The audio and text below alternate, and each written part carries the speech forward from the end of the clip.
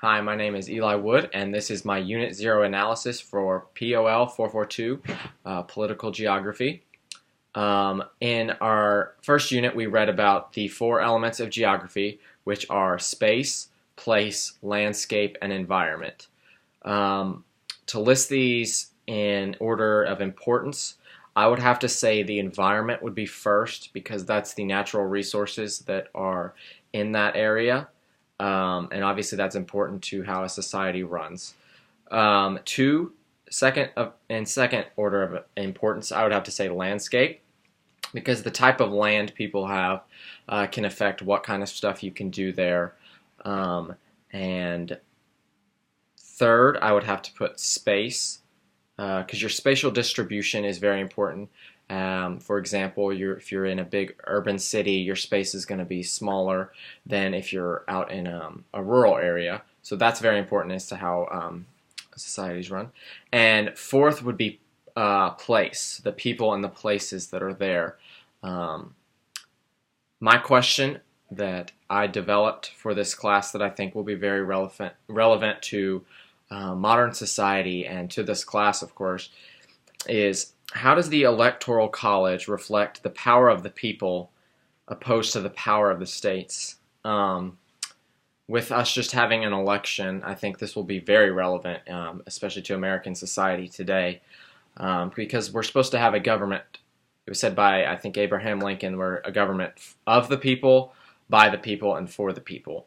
And recently we've seen that our popular vote for our presidential election disagreed with the Electoral College, which is who ultimately decides who will be the president.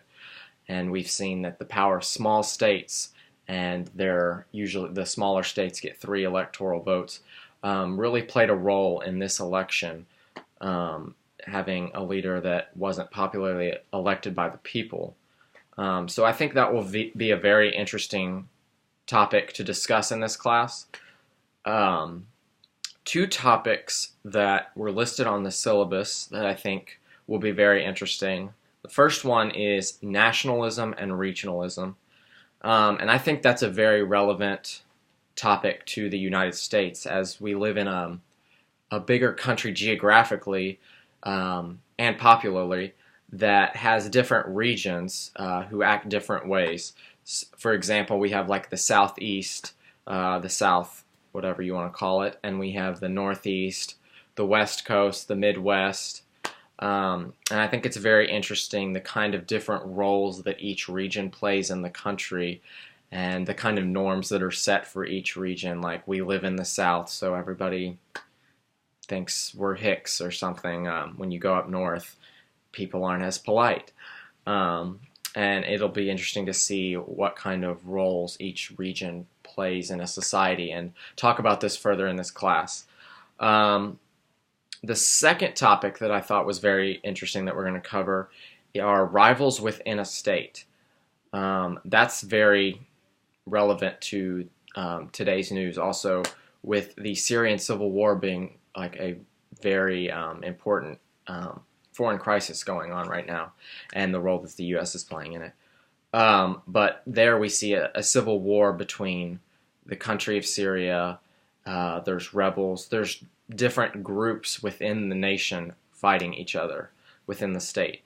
And I think it'll be interesting to unpack how that all started and how rivals within a state develop, and how that turned it into a war, and what that'll mean for the future of Syria, and what that means for, we can look at examples from past history of what happened when there were civil wars, and how the countries after, were they still one country, did they divide into different countries?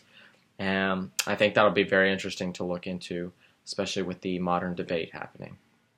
Thank you.